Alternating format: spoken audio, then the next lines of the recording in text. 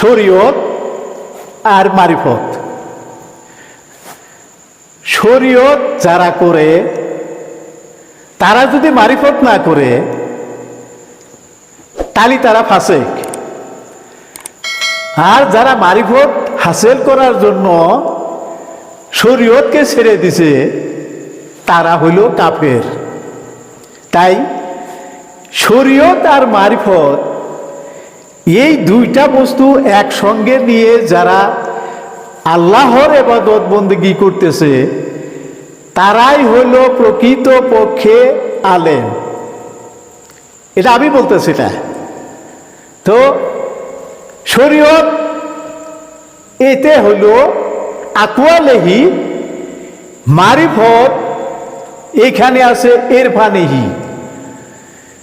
যারা খালি শরীয়ত করে তারা ভিতরের বস্তুর খবর জানে না, আর যারা মারিফত করে খালি শরীয়ত করে না তারা এই যে ঘরের কোনা ব্যাঙ আছে না, এই কোনা ব্যাঙের মতো বাইরে কি আছে এটা জানে না। তাইলে বাইরে যারা থাকে তারা ভিতরের খবর জানে না, আর ভিতরে যারা আছে তারাও যদি বাহিরের খবর জানে না তাহলে ওই যে ফাসেক আর কাফের এই দুটার মধ্যে গণ্য হয়ে যাবেন। তো শরীয়ত হইল বাইরের বস্তু, মারিফত হইল ভিতরকার বস্তু। একটা ঘর যেমন আছে, এই ঘরটা ঘরের ভিতরে মানুষের মালমাত্রা থয়, সোনা রূপা ভালো ভালো বস্তু ধন সম্পদ, তারপরে মানুষগুলো ঘরের ভিতরে থাকে, ঘরের চারিপাশে সুন্দর করে বেড়া দিয়ে ঘরটিকে মজবুত করে নিছে। এই ঘরের মধ্যেই মানুষ ভালো ভালো মাল রাখে, বাইরে রাখে না। বাইরে যে সমস্ত বস্তু রাখছে ওই সমস্ত বস্তুর 10 টাকা দাম নাই।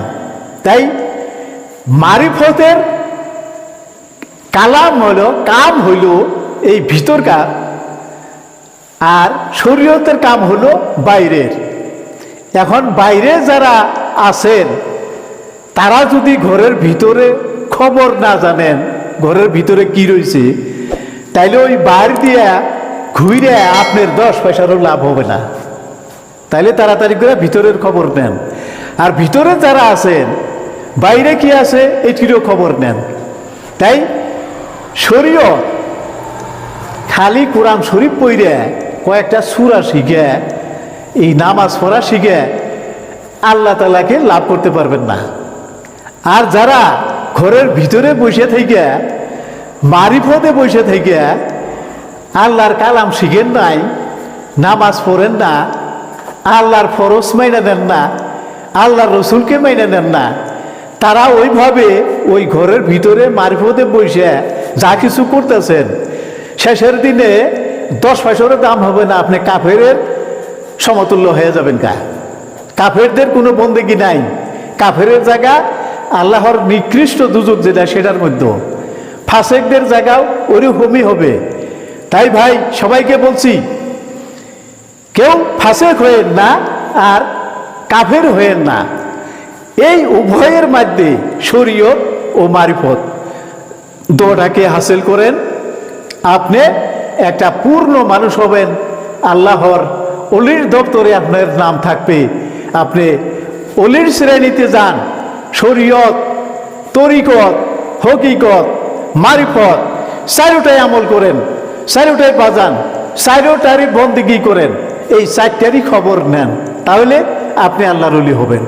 আর যদি একটি দিয়ে চলছেন, খালি শরীয়ত খালি তরিকত, তাহলে আপনি কোনোই লাভবান হইতে পারবেন না। বলছি আপনারা সবাই আল্লাহকে স্মরণ করে, রসুলকে স্মরণ করে, মৃত্যুকে স্মরণ করে আল্লাহর ইবাদত বন্দেগী করেন।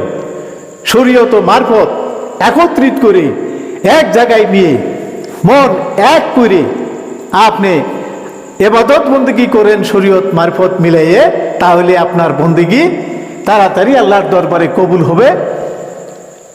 আপনার জন্য আল্লাহ তাআলা বেহেশত তৈরি করে দিয়েছে, বেহেশতে যাবেন।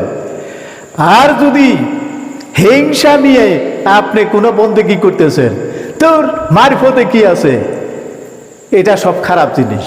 কেউ যদি ভাবতেছে তো শরীয়তে কি আছে, এনে খালি নামাজ পড়ে, এই সমস্ত ঘৃণামূলক ভাব যদি আপনার ভিতরে এসে যায়, ভাই ধ্বংস হয়ে যাবেন। আল্লাহ কইছে এই কথাটা, ওয়াইলুল্লে কুল্লে হমাজাতেন নমাজাত, ধ্বংস হবে ওই ব্যক্তি যার অন্তরে কিঞ্চিত পরিমাণ হিংসা আছে একের প্রতি অপরের, ধ্বংস করে দিব আল্লাহ, এই কথা স্পষ্টভাবে কইছে।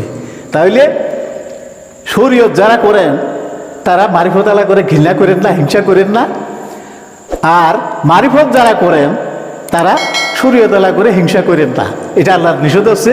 অনুরোধ করছি একত্রিত হয়ে মন এক করে শরীয়ত ও মারিফত দুটাই হাসিল করে আমরা একটা পূর্ণ মানুষ হন, আল্লাহর ইবাদত বন্দেগী করেন।